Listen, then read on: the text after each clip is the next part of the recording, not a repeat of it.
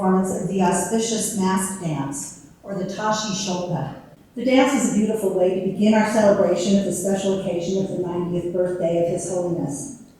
A few of the attendees here tonight were in Dharamsala, India for the actual birthday celebration of His Holiness on July 6th of this year. The event was recognized by millions around the world who have been influenced. I look forward to hearing from you later this evening.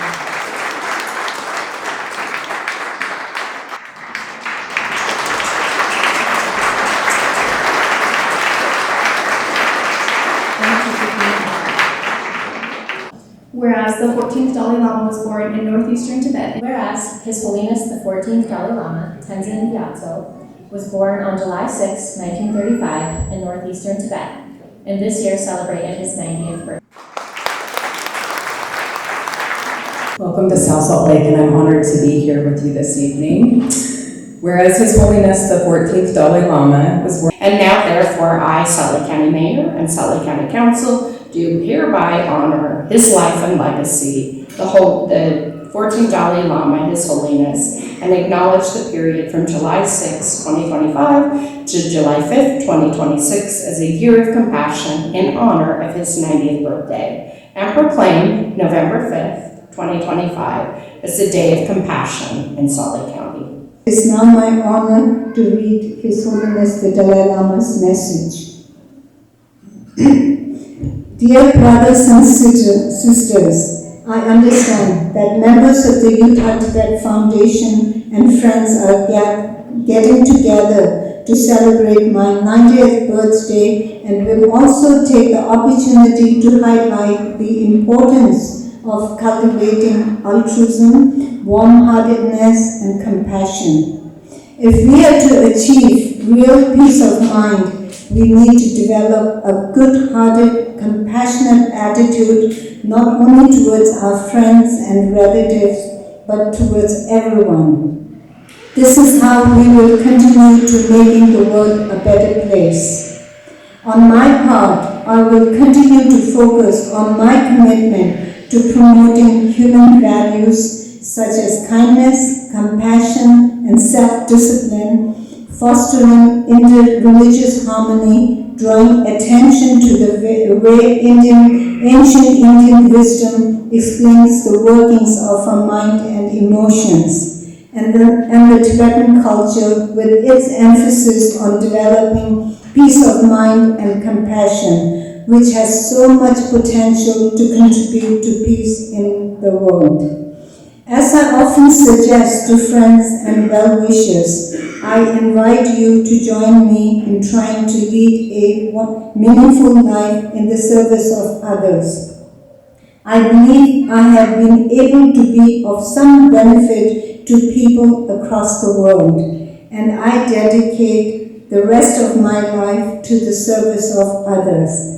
Thank you for taking advantage of the occasion to encourage the cultivation of peace of mind and compassion. With my prayers and good wishes, Dalai Lama. Holiness the 14th Dalai Lama's 90th birthday. So earlier this summer, Julie and I traveled to Dharamsala, India to meet Pema and to attend His Holiness's 90th birthday celebration. The mist and rains of the monsoon season. So for a moment, it looked like we were going to travel all that way and then miss the celebration. But we decided to not give up, and we hired a taxi that drove us 5 hours through the mountain roads, winding through fog and steady rain. The drive was long and wet, and at times a little nerve-wracking, a lot of times nerve-wracking. But when we finally reached Dharamsala, it was absolutely worth it. The next morning, the skies were gray and the courtyard of the main temple filled the space, sharing songs, prayers, and tears of joy. When His Holiness arrived, wrapped in his maroon and yellow robes, the entire courtyard seemed to exhale. He smiled gently and spoke of living one's life in service to others and of the power of compassion to bridge every divide. Today we also recognize those in Utah who welcomed, some decades ago, Tibetan community here to Salt Lake City. And we thank you for your compassion and generosity. And you gave a gift not to the people of Tibet who are here in Utah, but you gave a gift to all of us, to the state of Utah. Here in Utah, we are blessed to have a vibrant Tibetan community as part of our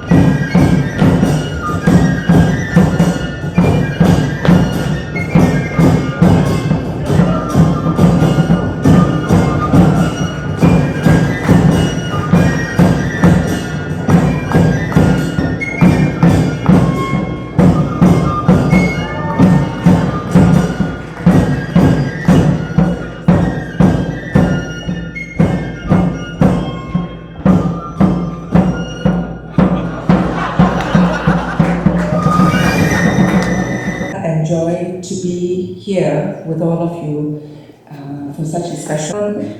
For me, as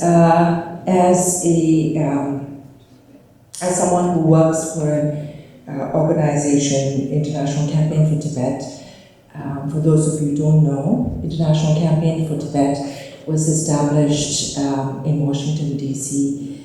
After His Holiness the Dalai Lama's historic 5-point peace plan presentation to United States Congress.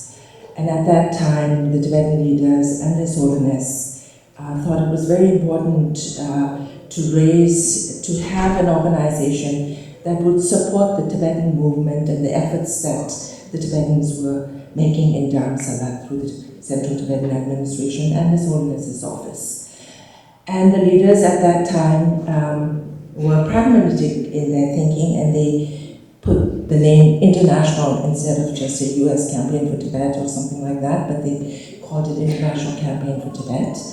And it was primarily focused to gain international attention to the cause of Tibet. And advance international awareness of the Tibetan cause. Throughout his distinguished career, Sikyan Pempa Tsering has championed democratic values in exile, empowered the next generation of Tibetan youth, and upheld the middle way approach. That's the policy of seeking genuine autonomy for Tibet through peaceful dialogue with China. And elsewhere. So thank you very much. It's a pleasure. This is my third visit since I became Sikyan. And when I was a representative in Washington, D.C. for North America, I had visited Utah once or twice, I don't remember exactly. But I want to acknowledge and thank the Utah Tibet Foundation Board for organizing tonight's event, Erin, Pema, and all the members who are represented here. I also want to acknowledge the generosity of all the Utah Americans who supported the Tibetan immigration program here in Utah. And it's always very nice to hear that the Tibetan community has become a contributing members of the community wherever they live. So we have learned to adapt ourselves as refugees and be a contributing member wherever we are, whether it's in the United States or Canada or Europe or Australia, everywhere. So we are spread across 26 different countries now. And I want to thank Governor Spencer Cox, Mayor Erin Mendenhall, Mayor Cherie, Mayor Jenny Wilson for the proclamation that was read by yourself or your representatives. Thank you very much. It means a lot for us, not just for Tibetans in exile, but this message will go to Tibetans inside Tibet. So they will also feel that there are people who care for us, because Tibet has now become the largest open-air prison where you don't have any freedom that you take it for granted here in the free world. You can't even carry a picture of His Holiness the Dalai Lama. If Tibetan Americans go to visit Tibet these days, they look at all your phone, mobile, and see whether you have a picture of His Holiness the Dalai Lama or not. If you have a Tibetan name, whether you are a US citizen or Canadian citizen, any other citizen, then you are stuck at the airport between 2 to 14 hours these days when you have the opportunity to go to, and sometimes you get deported also. And Representative McAdams, I'm sorry I didn't recognize at the first glance, and Julie, because you both were there in Dharamsala, but we had so many guests on July 6th of this year celebrating His Holiness' 90th birthday that I couldn't spend enough time with you, but I know that you have been a great supporter of Tibet.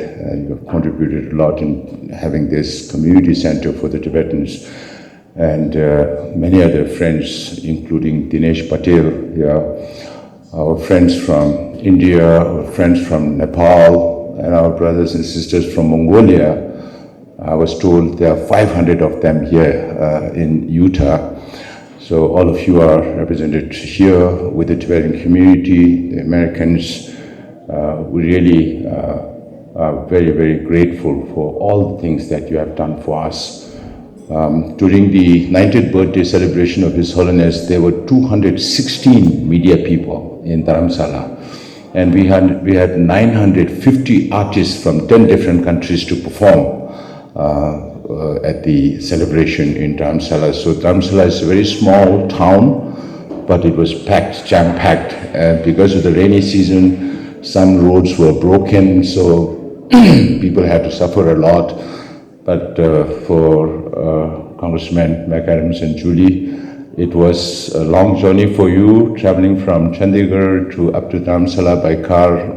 We also had guests from State Department, Riley Barnes and Jenny, Bethany and other friends, but they also had to take car from Delhi to Dharamsala, not from Chandigarh. They had to take a longer route. So I always keep telling them, this will what will make it memorable, because you suffer a little more. You know, when you suffer more, then that makes it more memorable. You will never forget in your life. Maybe I focus a little bit on His Holiness' 4 principal commitments.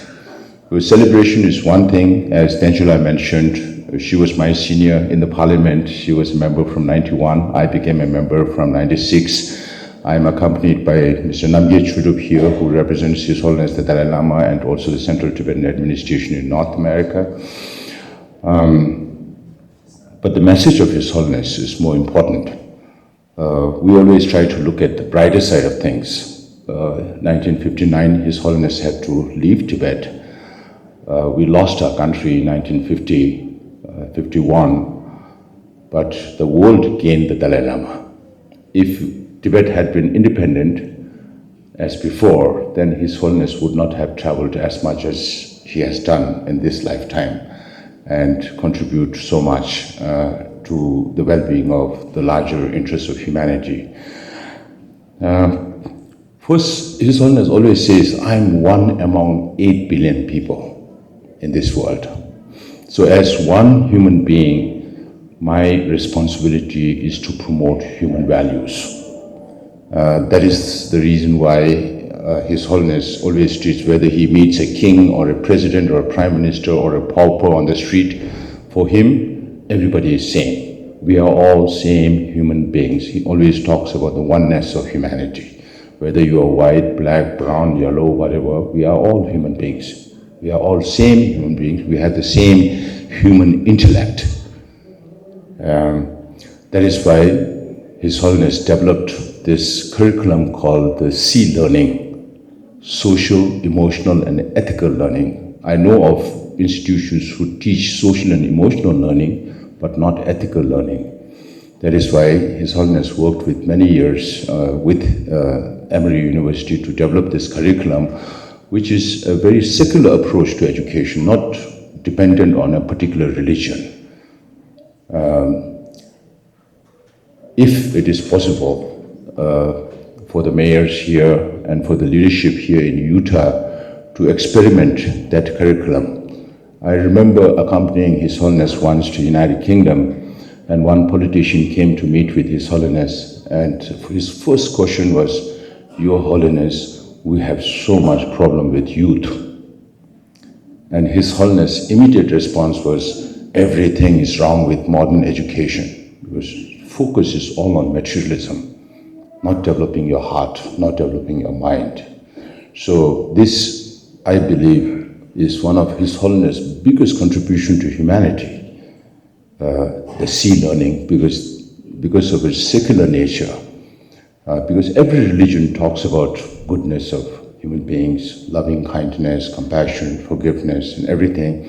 But we need to practice this. We need to teach to the next generation who will be responsible for running this world and for making this world a better place to live in.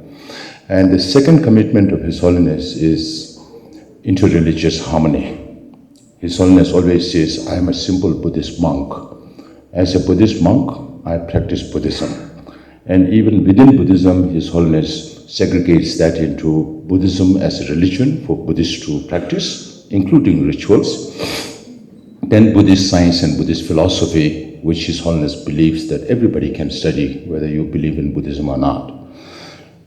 Just as we don't have one medicine for 100 sicknesses, we have many religions to cater to the mental disposition and inclination of different human beings in this world, so you have so many religions. The reason for spirituality and religion is to bring more happiness in oneself and to the community that you live in and to contribute to the national interests of that country. But then again, in the name of religion, we have so many violence. That is why His Holiness has led and participated in so many interreligious harmony with so many different religious traditions. That is also the reason why His Holiness has friends across religions, all over the world. So His Holiness always says, practice your own religion, but respect all other religions. That is the key message, how we can bring harmony amongst practitioners of different faiths. And the third commitment of His Holiness is Tibet. Of course, His Holiness is a born Tibetan. He is not just an ordinary Tibetan, but he is the Dalai Lama. So he has a responsibility towards Tibet and the Tibetan people. But it's not because Tibetans are important, because we have a culture that is rooted in nonviolence and peace. We have an environment that has impact all over the world. Tibet, we call our land as the land surrounded by snow mountain ranges. And I think when His Holiness visited Utah for the first time and saw all the snow mountains around Utah, His Holiness said, this looks like Lhasa, the capital of Tibet. So Tibet is also called as the roof of the world because of its altitude. When I visit countries like Japan, Australia, New Zealand, all other countries, I always ask them, which is your highest mountain? And the Japanese say, Mount Fuji. How high? 3,700, 3,800 meters. I tell them, that's like base camp in Tibet. You start climbing from there. Because the average altitude of Tibet is more than 16,000 feet. It's, to be precise, 16,010 feet above sea level.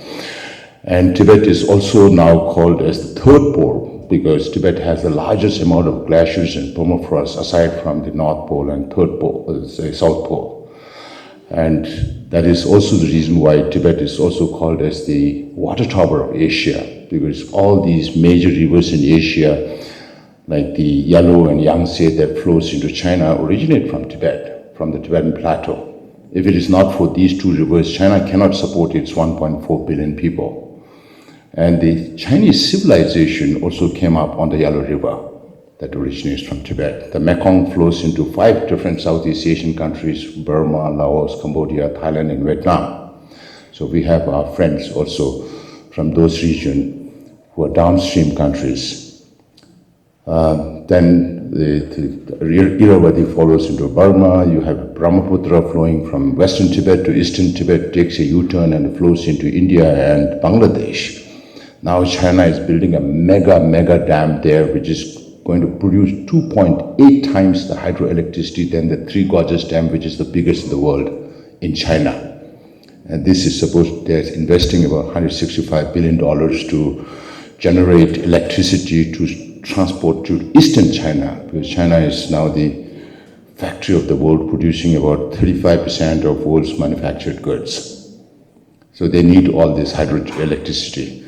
And then Indus and Jhelum flow into Pakistan, into India and Pakistan.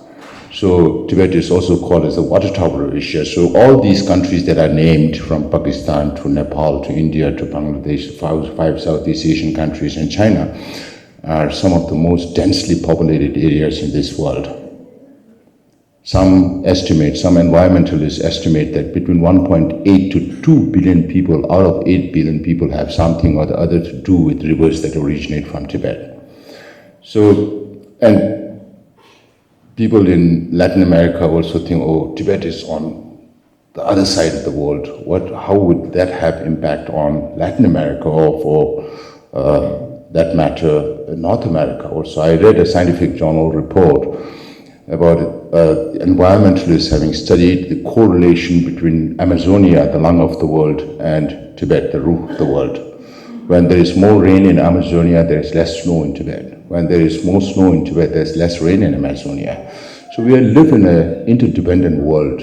All this melting of ice, which is twice the speed of normal average around the world, also causes the heat waves in Europe. You will see more heat waves. Tibet is also called as a rainmaker because of the jet streams that flow over the Tibetan flat plateau, and the impact of El Nino warming up of the Pacific contributes towards where there will be more rain, where there will be more heat in the region. So Tibet's environment is very, very important, and His Holiness always talks about the Tibetan Buddhist culture. And His Holiness' fourth commitment is preservation and promotion of the ancient Indian wisdom.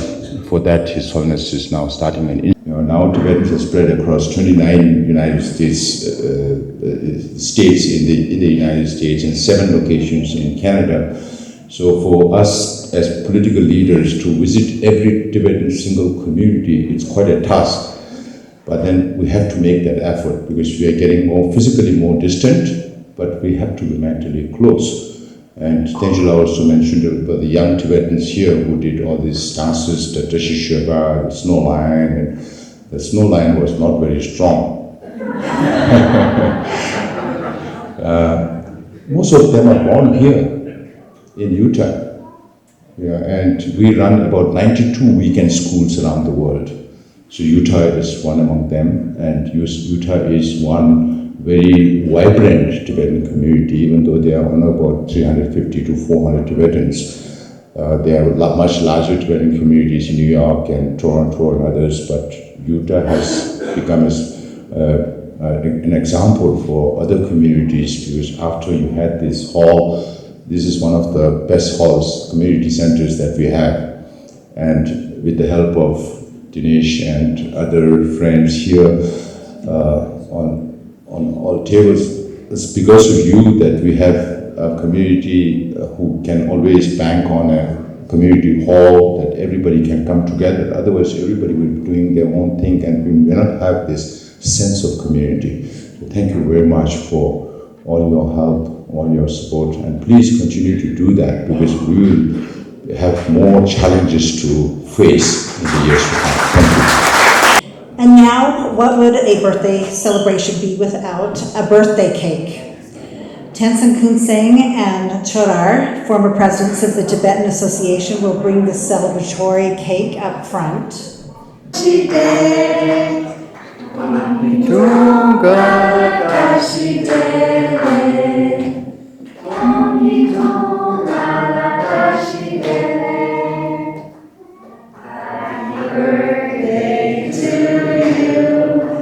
Happy birthday to you.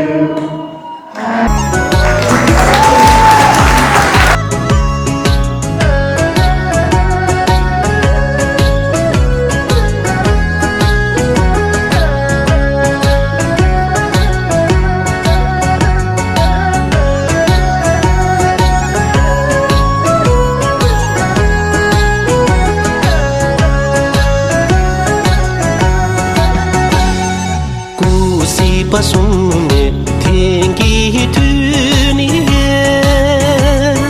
je tamlin deve be bumla dani